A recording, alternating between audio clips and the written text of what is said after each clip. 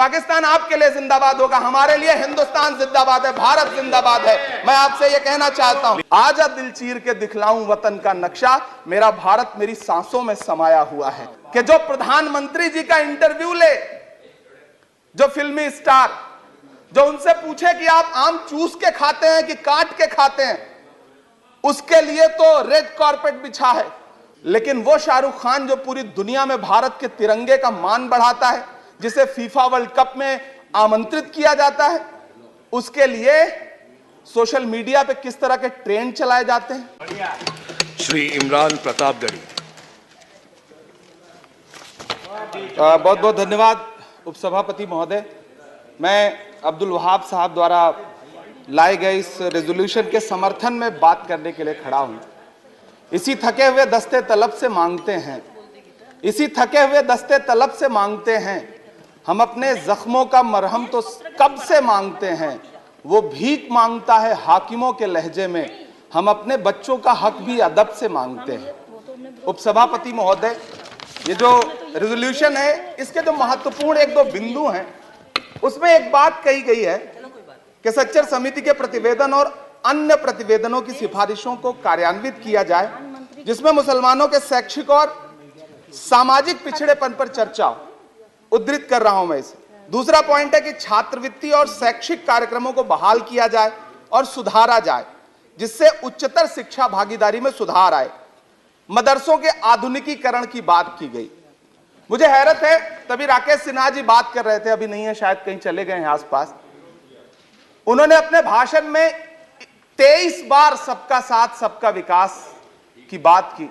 अभी गीता जी बोल रही थी, उन्होंने भी कहा कि सबका साथ सबका विकास का बजट आया है, लेकिन वो इसके, ये जो रेजोल्यूशन है, इसके विरोध में क्यों है, मैं समझ ही नहीं पा रहा हूं। अगर आप सबका साथ सबका विकास का दावा कर रहे हैं, सबका साथ सबका विकास के नारे लगा रहे हैं, तो अगर एक पर्टिकुलर एक कम्युनिटी जो जिस सच्चर कमेटी की सिफारिशों में यह तय हो गया है कि वो दलितों से भी बदतर स्थिति में है, उसका आर्थिक सामाजिक स्थिति ऐसी है, अगर उसके उत्थान के लिए कोई बिल बात कर रहा है तो फिर उसके विरोध में है क्यों? दरअसल ये वही मानसिकता है जो लगातार काम कर रही है, जिसके तहत अमृत काल में भी जो बजट पेश किया जाता है, उसमें जो अल्पसंख्यकों का बजट है उसमें 38% की कटौती की जाती है, और फिर कहा जाता है कि हम सबका साथ सबका विकास का दावा कर रहे हैं। ये कौन सा सबका साथ सबका विकास का दावा है? मदरसों के जो शिक्षक हैं, उनका कई साल से उनको वेतन नहीं दिया गया है। हमारे पास उनके फोन आते हैं, कहते हैं कि हमारी बात सदन में उठाइए, हम भूखों मर रहे हैं, हमारे घरों में चूल्हे नहीं जल रहे। हम जब उनकी बात यहां करें तो विरोध, लेकिन बातें क्या हैं? सबका साथ सबका विकास, सबका साथ सबका विकास। एक नारा सुनाई पड़ेगा कि सबका साथ सबका विकास। ये कैसा सबका साथ सबका विकास है? मैं सदन से यह पूछना चाहता हूं कि यहां सत्र चल रहा है उपसभापति महोदय, और इसी संसद से महज 800 मीटर की दूरी पर जंतर मंतर पर खड़े होकर के कार्यक्रम आयोजित होता है अभी 4 दिन पहले, और एक व्यक्ति वहां खड़ा होकर के सीधे आह्वान करता है कि ईसाइयों और मुसलमानों को काटना कब शुरू करोगे। सीधे आह्वान करता है। और सभापति उपसभापति महोदय, मैं पूछना चाहता हूं कि दिल्ली पुलिस उस पर कोई कार्रवाई नहीं करती, उल्टा जो मीडिया उसको दिखाने का प्रयास करती है उनको नोटिस भेजा जाता है। ये कौन सा सबका साथ सबका विकास है उपसभापति महोदय? यह हम बहुत गंभीर लोग यहां बैठे, मैं उच्च सदन में बैठा हूं, मैं यहां खड़ा होकर के कहना चाहता हूं, यह कौन सा सबका साथ सबका विकास है? उपसभापति महोदय, इसी दिल्ली में एक सांसद पाए जाते हैं, सत्ताधारी पार्टी के सांसद हैं, वो अपने कार्यक्रमों में सार्वजनिक मंचों पे खड़े होकर कहते हैं कि मुसलमानों का आर्थिक बहिष्कार करो। आप कह रहे हैं सबका साथ सबका विकास। कैसे होगा सबका साथ सबका विकास जब सत्ताधारी पार्टी के सांसद आर्थिक बहिष्कार की अपील करेंगे और उनके खिलाफ एक मामला तक दर्ज नहीं होता? प्रधानमंत्री जी अपने भाषणों में सबका साथ सबका विकास की बात करते हैं, लेकिन अफसोस है कि जब राजनीतिक तौर पर विकास करने की बात आती है तो लोकसभा में एक भी टिकट ये सत्ताधारी दल किसी मुसलमान को नहीं देता, राज्यसभा में एक भी टिकट किसी मुसलमान को नहीं देता, विधानसभा में जो बड़े बड़े प्रदेश हैं उसमें एक भी टिकट मुसलमान को नहीं देता। और वो 3 जो नाम के लोग थे मुख्तार अब्बास नकवी साहब, एमजे अकबर साहब, सैयद जफर इस्लाम, उनको भी किनारे लगा दिया जाता है। ये कौन सा सबका साथ सबका विकास है? काहे का सबका साथ सबका विकास? ये नारा, ये दावा खोखला है। मैंने प्रधानमंत्री जी के भाषण सुने हैं। जब 3 तलाक पर बिल आ रहा था उपसभापति महोदय, तो प्रधानमंत्री जी कहते थे कि मैं अपने मुस्लिम बहनों को हक दिलाना चाहता हूं, उनके न्याय के लिए लड़ रहा हूं, ये बिल मैं उनके लिए ला रहा हूं। आपने भी सुना होगा वो नारा। मैं तो उपसभापति महोदय बचपन से जिस विद्यालय का पढ़ा हूं, वहां संस्कृत का एक श्लोक सुना करता था कि यत्र नार्यस्त पूज्यन्ते रमन्ते तत्र देवता। मैं इसे सुना करता था उपसभापति महोदय। और फिर आज जब यहां सदन में खड़ा हूं, तो मैं पिछले दिनों लाल किले से प्रधानमंत्री जी की, लाल किले की प्राचीर से वो भाषण, उनकी वो तकरीर भी सुन रहा था, जब वो कह रहे थे कि महिलाओं को बिना हक दिलाए देश आगे नहीं बढ़ सकता। जब वो लाल किले की प्राचीर से ये बात बोल रहे थे, तो उस भाषण के महज 2.5-3 घंटे बाद उनके गृह राज्य गुजरात में बिल्किस बानो के आरोपी रिहा किए जा रहे थे। उसी दिन उन्हें माला पहनाया जा रहा था, उनका सम्मान किया जा रहा था। ये कौन सा सबका साथ सबका विकास है? उपसभापति महोदय, मैं तो आपसे कहना चाहता हूं कि जो प्रधानमंत्री जी का इंटरव्यू ले, जो फिल्मी स्टार, जो उनसे पूछे कि आप आम चूस के खाते हैं कि काट के खाते हैं, उसके लिए तो रेड कारपेट बिछा है। जो अभिनेत्रियां उनकी विचारधारा के समर्थन में बात करें, समर्थन से ज्यादा आगे बढ़ के बात करें, उनके लिए जेड सिक्योरिटी है। लेकिन वो शाहरुख खान जो पूरी दुनिया में भारत के तिरंगे का मान बढ़ाता है, जिसे फीफा वर्ल्ड कप में आमंत्रित किया जाता है, उसके लिए सोशल मीडिया पे किस तरह के ट्रेंड चलाए जाते हैं? कौन सा सबका साथ सबका विकास है महोदय? मेरा नाम इमरान है। मैं उस पीड़ा को महसूस करता हूं जिस पीड़ा का जिक्र अभी मनोज झा जी कर रहे थे। मैं उस पीड़ा से गुजरता हूं, इसलिए मैं आपसे यहां खड़ा होकर कहता हूं कि हम हर दिन सुनते हैं, कई सारे मंत्री हैं जो ट्रेवल एजेंसी खोल के बैठे हैं, जो कहते हैं कि देशभक्ति हर दिन देशभक्ति साबित करो, चले जाओ वहां चले जाओ। मैं तो उनसे कहना चाहता हूं कि तुमने नफरत का जो बाजार सजाया हुआ है, तू ये कहता है मुसलमान पराया हुआ है, आजा दिल चीर के दिखलाऊं वतन का नक्शा, मेरा भारत मेरी सांसों में समाया हुआ है। हम उसको किसी को हर दिन उसका सबूत नहीं देते फिरेंगे। ऐसे में अगर ये बिल मांग करता है कि मुसलमानों के शैक्षिक और उनके सामाजिक, उनके आर्थिक उत्थान के लिए सरकार उस पर ध्यान दे, तो फिर तकलीफ क्या है, दिक्कत क्या है? क्या आपका जो नारा है वो झूठा है? क्या सबका साथ सबका विकास का नारा सिर्फ खोखला है?